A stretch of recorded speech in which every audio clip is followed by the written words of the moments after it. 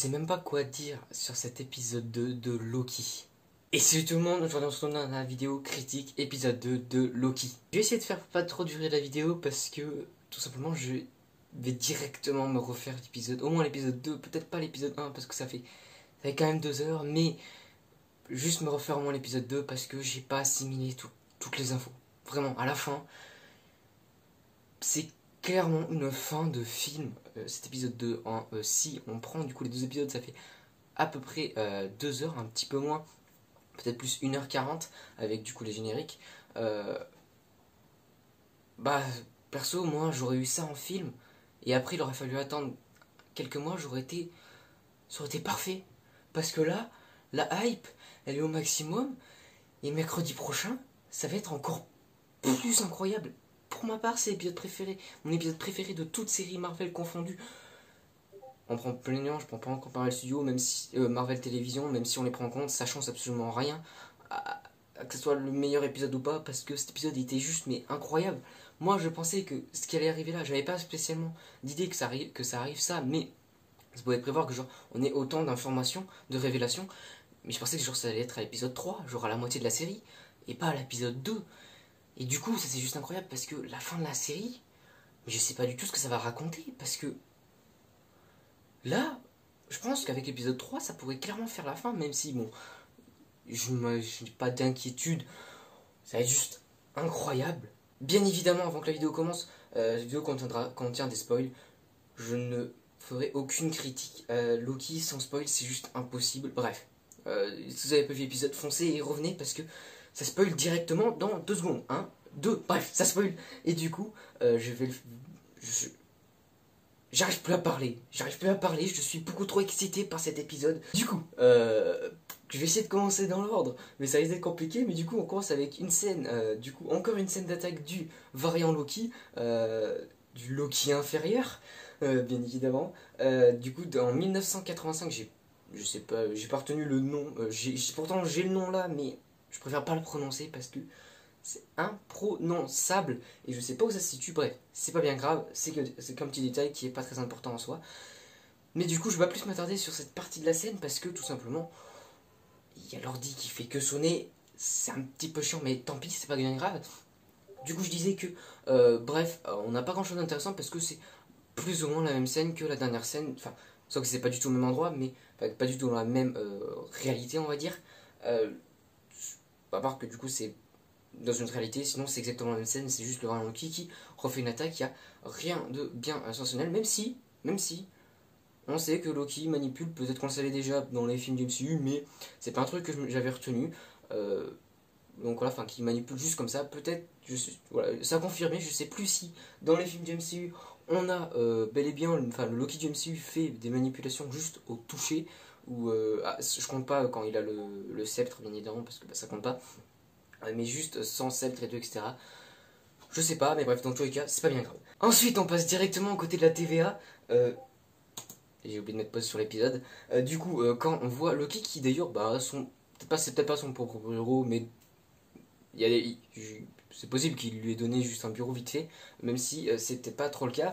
Vu la fin de l'épisode, du moins, il n'a plus son bureau. Je suis beaucoup trop excité par cette fin, c'est juste incroyable.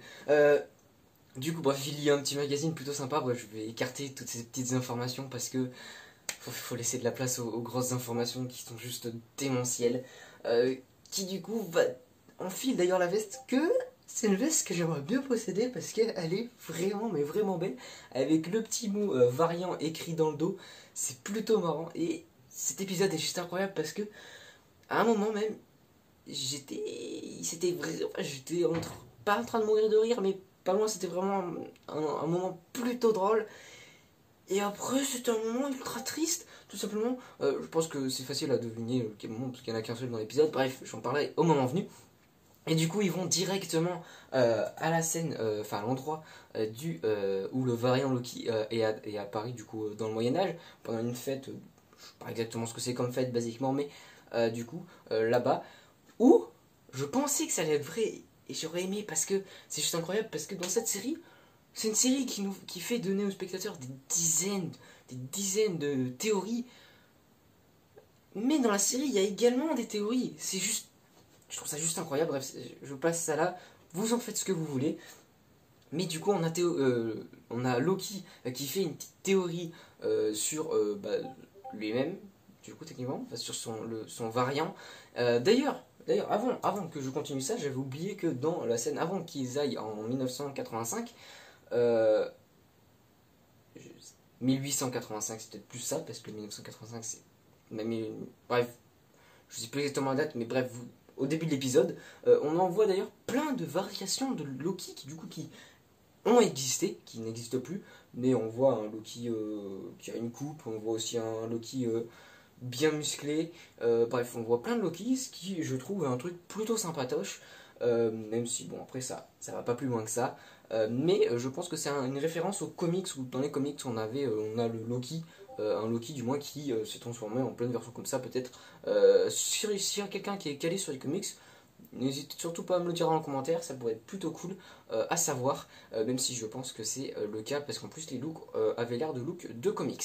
Passons à la partie où Loki théorise sur son lui-même, même si du coup en fait c'est juste de la manipulation, il l'a totalement inventé, peut-être pas, mais dans tous les cas c'était pour manipuler les agents de la TVA, ce qui donne plutôt cool, et on voit que Mobius ne se fait pas avoir si facilement par Loki, euh, même si quand même, il s'est quand même fait un petit peu beaucoup avoir, et ça c'est juste incroyable.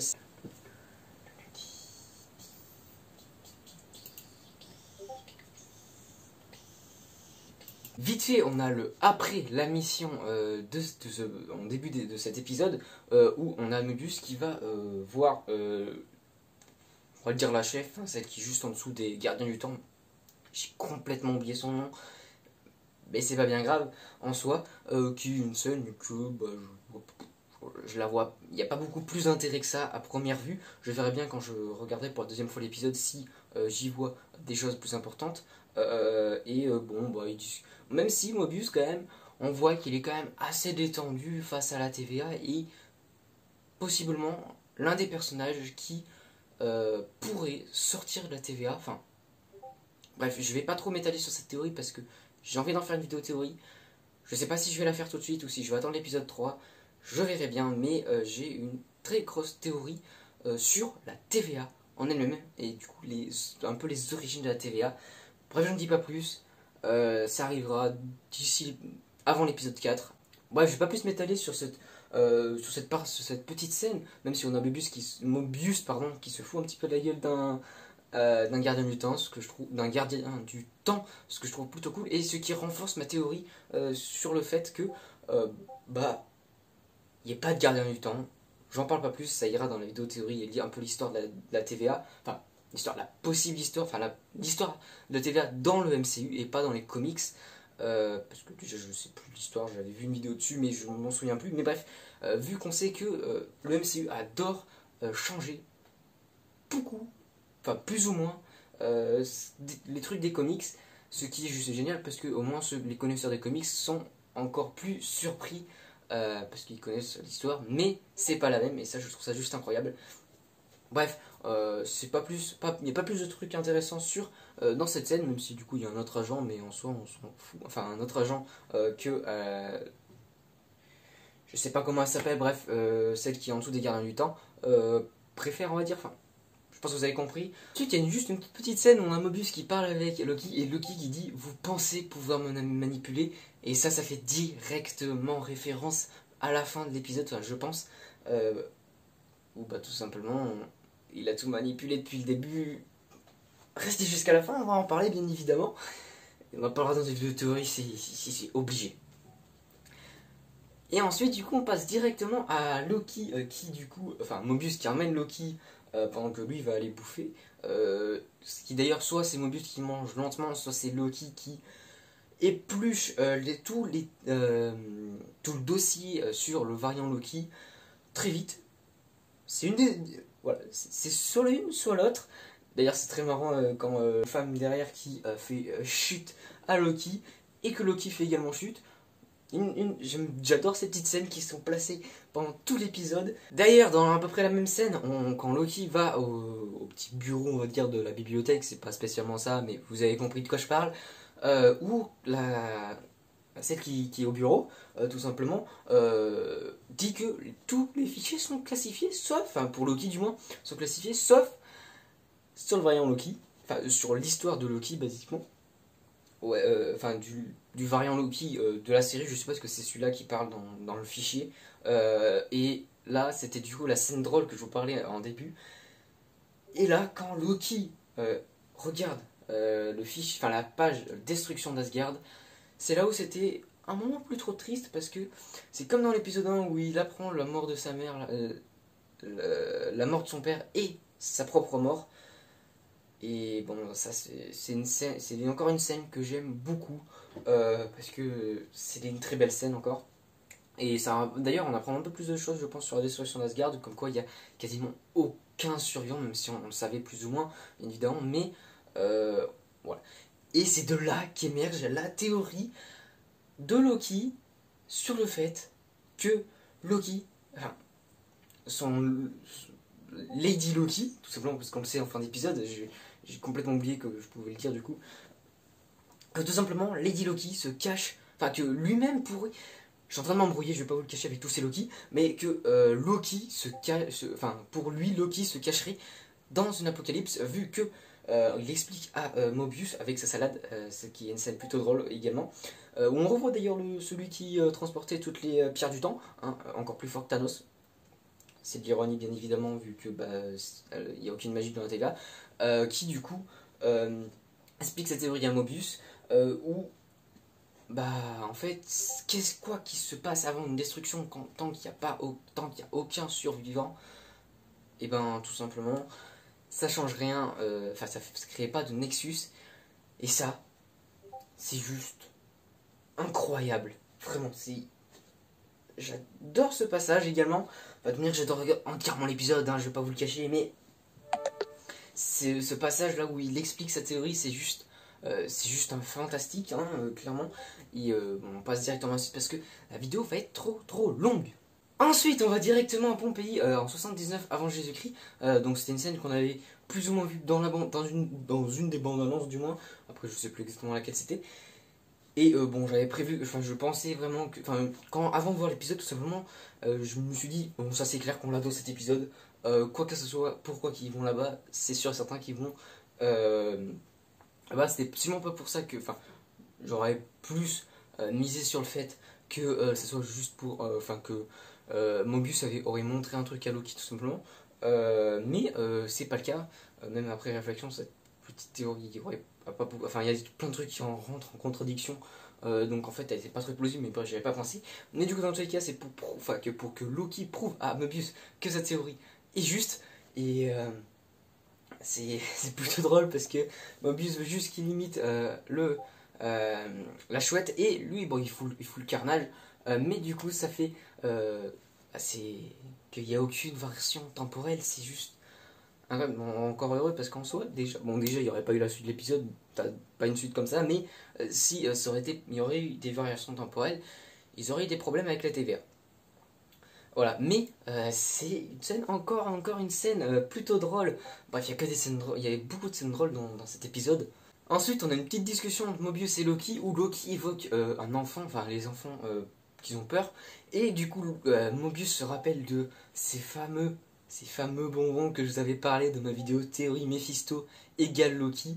Enfin, c'est pas le titre, mais c'était le titre de la miniature, vu que j'essaye à chaque fois de mettre deux titres différents, parce que en général, je parle de d'autres trucs, enfin, plusieurs trucs dans une seule vidéo théorie, comme ça vous avez les deux titres. Et du coup, que je vous avais parlé de ces bonbons, comme quoi ça serait un indice par rapport à Loki, même si du coup c'est pas spécialement le cas, mais c'est quand même un truc qui mène directement à Lady Loki dans le futur en 2000 je sais plus combien, et que voilà, est-ce que j'avais dit que c'était des bonbons créés, enfin des vrais bonbons, enfin, des vrais bonbons qui existent, c'est le cas, et ça je suis content. Ça fait plaisir d'avoir une petite théorie, même si c'est rien ridicule comme théorie, mais ça me fait plaisir, même si c'était fort probable. Mais j'avais quand même évoqué que ça aurait pu également être le cas, que ce soit des bons, enfin, inventés par Lady Loki, enfin du moins par un Loki, bon, on sait que c'est Lady Loki. Et ensuite, il y a toute la petite partie, toute la petite scène où du coup, ils épluchent le dossier apocalyptique. Et j'ai pas très bien compris pourquoi ils avaient choisi exactement, enfin comment ils avaient su que c'est à cet endroit, enfin le plus probable que ce soit à cet endroit précis, enfin, cet apocalyptique précis que Lady Loki se cachait. J'ai pas tout compris, bref, je me remettrai l'épisode, je comprendrai probablement mieux. Et puis ensuite, du coup, on a la petite scène où Mobius essaye de convaincre celle qui est en dessous des gardiens du temps. J'ai toujours pas son prénom, mais c'est pas bien grave. Et bon, après, c'est encore une scène où il n'y a pas grand chose, d'intéressant, à part que elle fait absolument pas confiance à Loki, ce qui est totalement justifié, bien évidemment. Mais que Mobius lui fait beaucoup plus confiance. Mais en même temps, il a pas tort, même si du coup, en soi il a tort et en soi il a pas tort, parce que bah, Loki le manipule depuis le début, mais en même temps, Loki a quand même réussi à trouver où se trouvait Lady Loki. Et enfin, on a la fin, ça fait beaucoup de fin, de l'épisode 2, où ça s'est enchaîné d'un seul coup, enfin tout l'épisode s'est enchaîné, mais là j'ai absolument pas vu la fin de cet épisode, enfin passé du moins, parce qu'on était quand même, il restait quand même 18 minutes avant la fin. Quand on va en l'an 2050, j'ai pas trop envie d'y aller, hein, parce que vu quand ils ont épluché tout le truc, où on a eu catastrophe sur catastrophe, j'ai pas envie d'y être. Voilà. J'espère que ça va pas se réaliser, que c'est pas prévu. Voilà. Hein. Parce que c'est pas ouf. Voilà, c'est pas ouf. C'est clair. Bref, du coup, on a une tempête, bref, une sorte de une très très grosse tempête, hein, parce que tout va être anéanti. Qui du coup, où Lady Loki se cacherait, même si c'est le cas, dans Roxcart, je sais pas exactement comment ça se prononce, bref, un supermarché avec un endroit pour un abri tout simplement. Et on a du coup tous les agents de la TVA, dont Loki bien évidemment, qui arrivent. Et d'ailleurs la petite scène ce qui continue dans cette scène où Loki se sèche d'un seul coup, on l'avait déjà vu dans l'épisode, enfin dans la bande-annonce je veux dire, une scène plutôt sympa, où on a du coup l'autre agent là, je sais pas non plus, je porte plus son nom, qui du coup demande qu'est-ce que c'était. Bon bref, c'est pas plus intéressant que ça, mais je comptais quand même à le placer. Je vais essayer d'accélérer parce que là j'ai déjà quasiment 25 minutes de rush. Il reste encore 15 minutes à l'épisode, ça va être compliqué et c'est là où il y a beaucoup de trucs qui s'enchaînent. Vite fait, on a du coup quand la TVA se divise en deux équipes du coup avec, enfin 2, 3, mais je crois que c'est plus 2, où on a du coup Mobius avec tous les autres agents et Loki avec l'agent, l'autre agent, je sais pas comment elle s'appelle, c'est très chiant pour expliquer. Bon voilà, ça c'est cool, même si je pense que ça faisait partie du plan de Loki que Loki n'aille pas avec Mobius, parce que si Loki serait allé avec Mobius, ça serait peut-être pas passé exactement pareil. Même si c'est sûr, en fait, ça serait absolument pas passé pareil. Directement, passons au moment où on a un homme qui est en train de, je sais pas quoi faire avec les plantes, mais du coup, qui est en fait manipulé par Lady Loki. Je pensais que c'était directement Lady Loki, et du coup, quand on a l'agent de la TVA qui est avec Loki, qui parle plus comme avant, je suis en train de me dire, est-ce que c'est pas elle, Lady Loki, qui du coup a juste... qui, je sais pas comment, a remplacé celle-là au moment où ils sont allés en 2050. Mais du coup, c'est pas le cas. C'est juste elle manipule les gens comme elle veut, ce qui est plutôt cool. Enfin, tant que la personne qu'elle a touchée pour manipuler touche une autre personne, cette autre personne peut être manipulée. Vite fait, on a la partie où on voit du coup un peu les survivants du coup de cette tempête. Bon, il n'y a rien d'autre bien intéressant, à part que certains agents de la TVA vraiment font leur boulot, pied à la lettre. Donc directement au moment où du coup l'agent de la TVA qui est contrôlé par Lady Loki parle avec Loki, et là les révélations s'enchaînent, mais s'enchaînent à une vitesse, c'est juste incroyable, qui d'ailleurs rechange encore de personnes. Et du coup, on sait que, c'est à peu près à ce moment-là, plus ou moins, que Loki manipule la TVA depuis le début et qui veut renverser les gardiens du temps, ce qui peut mener à une fin que Loki contrôle la TVA Ça c'est juste incroyable. J'ai beaucoup trop envie de voir ça. Ça pourrait être plutôt cool et ça pourrait vous faire naissance à une TVA plutôt cool. Qui pourrait carrément, soit carrément changer complètement d'objectif en soi, ou pas du tout, ou presque pas du moins. On apprend d'ailleurs que Lady Loki ne veut absolument pas contrôler la TVA, enfin du moins pas. Oui, elle veut pas la contrôler, après est-ce qu'elle veut la détruire? C'est possible, mais je miserais plus sur le fait que Lady Loki se fout de ce qui arrive à la TVA et en fait se prend juste à la TVA s'en prend à la TVA juste pour avoir ce qui reset tout ce qui n'a pas dû se passer avant que un Nexus se crée. Juste voilà pour... Je le garde pour la fin quand même de la vidéo. Parce que vous savez ce qui se passe à la fin et ça c'est juste... C'est incroyable, ça mène à beaucoup trop de théories par rapport à ce qu'on a vu dans les bandes annonces. Grosse vidéo théorie en approche. Je pense que ça sera la première parce que j'ai beaucoup de trucs à dire dessus. Au passage, on voit directement quelques trucs de reset, je vais les appeler comme ça, qui sont placés un peu partout dans le supermarché. Et ensuite, on y retrouve d'ailleurs l'agent qui avait été capturé en début d'épisode, qui du coup, Lady Loki, c'est absolument... Enfin, pas tout, parce que je pense que cet agent savait pas énormément de choses, même si apparemment, de ce que je me souviens, c'était quand même un agent, on va dire haut gradé. Et tout simplement, Lady Loki, c'est beaucoup de choses, et ça va intéresser Loki, et je pense que c'est entre autres pour ça qu'il est allé aux côtés de Lady Loki, mais bon, c'est surtout parce que c'est tout simplement Loki, donc on peut pas lui faire confiance, parce qu'il sait que on peut pas faire confiance à un Loki, mais en tous les cas, il le suit, ce qui est tout à... Et enfin, la révélation, enfin qu'à moitié révélation, parce qu'on s'en doutait beaucoup que ça soit Lady Loki, mais on a la confirmation que c'est bel et bien Lady Loki qui a fait tous ces meurtres, on va dire, enfin tous ces... qui est là présent depuis l'épisode 1, quand on y pense, c'était il y a pas longtemps. Et d'ailleurs, on apprend que ce que fait Lady Loki, ça n'a absolument rien à voir du coup avec Loki, enfin c'est ce qu'elle dit du moins.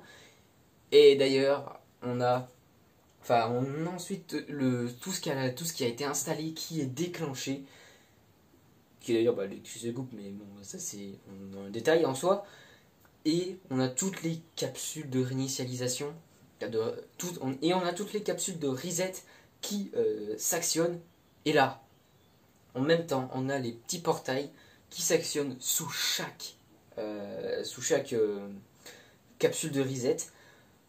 Et du coup, ensuite, on a directement la scène où, avant d'abord, on a la scène où on a du coup Loki qui s'enfuit. Et ensuite, directement, on a la scène où, qu'on avait, je crois d'ailleurs, vu dans une bande-annonce, je suis pas certain, où on a l'afficheur de la timeline principale avec tous les Nexus, et où on a plein de Nexus qui se forment. C'est là, vraiment, là c'est parti en cacahuète. Mais pas que dans la série. En termes de théorie, c'est aussi parti en cacahuète. Et on voit que la TVA là est dans la merde. Parce que tout le monde se speed. Et là on comprend vraiment que c'est l'apocalypse. Non. Partout. De partout. Dans toutes les réalités, absolument de partout. Et on comprend que la TVA est dans la merde. Hein, on comprend que là c'est... Voilà, même celle qui, en dessous des gardiens, elle prend son arme pour... Pas sûr qu'elle y aille, mais... Du moins, elle prend son arme, qui est du coup dans son bureau. Et ensuite, on revient dans le supermarché, où on a Lady Loki qui récupère un petit peu de matériel, mais bon, ça en soi, on s'en fout un peu. Mais du coup, qui s'enfuit, hein, ça paraît logique, j'ai envie de dire. Et là, un truc que... Pendant mon visionnage, j'étais en mode... Est-ce qu'il va vraiment le traverser? Est-ce qu'il va le faire? Ou est-ce qu'il va rester du côté de la TVA pour l'instant? Et non, ils foncent pas dedans, mais parce qu'il réfléchit un petit peu s'il veut rester de côté de la TVA ou pas. Mais il y va, et là, ça mène directement à plein de théories. Enfin, une grosse théorie qui va arriver dans deux petits jours même.